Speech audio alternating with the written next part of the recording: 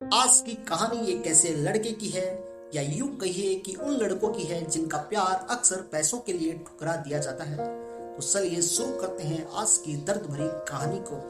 एक पल के लिए तो अपने सामने राजीव को देखकर रीटा हैरान ही रह गई, लेकिन बाद में अपने आप को संभालते हुए सिर्फ फॉर्मेलिटी के लिए उसने न चाहते हुए भी कहा, हेलो राजीव, कैसे हो?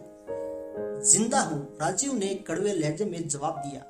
उसके जहन में पिछले कई सालों से जो सवाल एक सूल की भांति चुप रहा था, वह आज बाहर निकल ही गया। रीटा, तुम बिना बताए कहाँ चली गई थी? मैंने तुम्हें कहाँ कहाँ नहीं ढूंढा।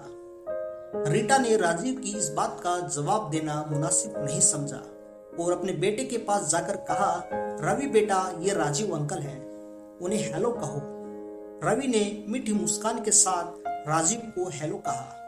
उसकी मुस्कान को देखकर राजीव अपनी कड़वाहट और गुस्सा भूल गया। उसने गुब्बारे वाले से एक बड़ा गुब्बारा खरीदकर उसके हाथ में थमा दिया। रीटा सोहम की अंगुली पकड़कर अब सड़क के दूसरे छोर पर चलने लगी।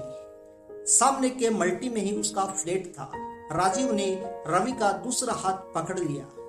राजीव बार बार एक ही बात रट रहा था, जिससे परेशान होकर आखिर में रीटा भड़क गई।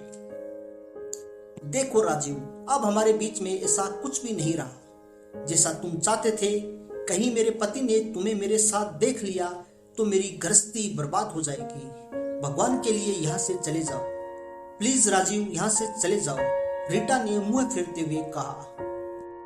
आज रीटा पूरी तरह बदल चुकी थी। यह वही रीटा थी जो कभी राजीव के लिए अपनी जान देने के लिए भी तैयार हो जाती थी, लेकिन अचानक उसे क्या हो गया?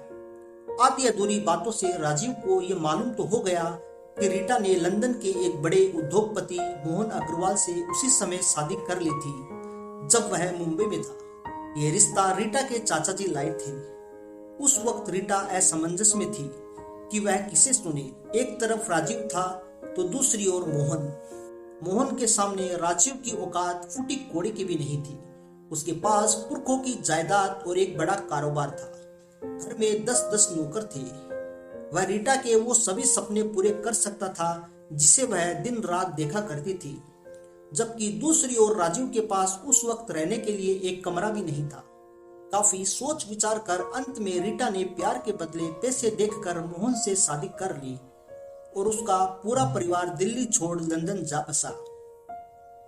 बेचारा राजीव आखिर तक ये बात नहीं जान पाया कि वह सालों से जिस लड़की की प्रतीक्षा कर रहा था, वह आज एक लड़के की मां बन चुकी है और मुंबई में अपने एक रिश्तेदार की शादी के लिए आई है।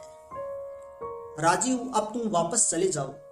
मेरे परिचितों का घर आ गया है, वो हम दोनों को जानते हैं, प्लीज चले जाओ, रीटा ने सामने वाली बिल्डिंग की ओर इशारा करते हुए कहा। लेकिन रीटा, मेरी बात तो सुनो।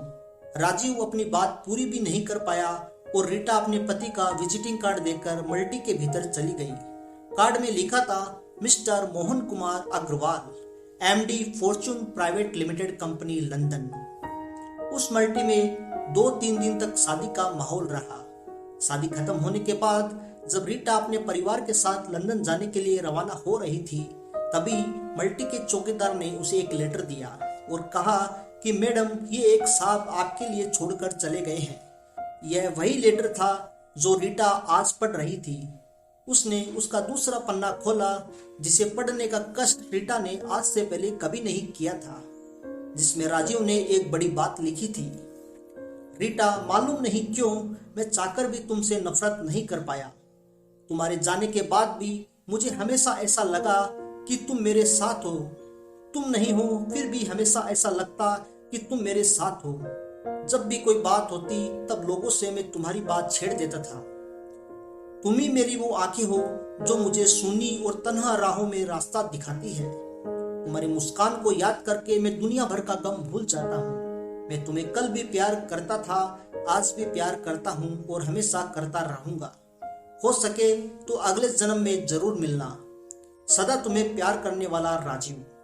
रीटा ने लेटर के नीचे देखा, जिसमें उसी कंपनी का पता लिखा था जिसमें रीटा के पति काम करते थे। दूसरे दिन सुबह सुबह रीटा ने अपने पति से पूछा, क्या आप राजीव शर्मा को जानते हो? क्यों नहीं, भला एक नौकर अपने बॉस को कैसे भूल सकता है? वह हमारी कंपनी के सीईओ हैं। फिलहाल वह मुंबई में है। मोहन ने बिना रीटा को देखे एक हाथ में चाय का कप और दूसरे हाथ में अखबार रखते हुए कहा। तो दोस्तों, ये थी आज की दर्द भरी कहानी। उम्मीद करता हूं कि आप लोगों को कहानी पसंद आई होगी। अगर आप लोगों को कहानी पसंद आई है तो हमारे चैनल के साथ जरूर जुड़िएगा दोस्तों।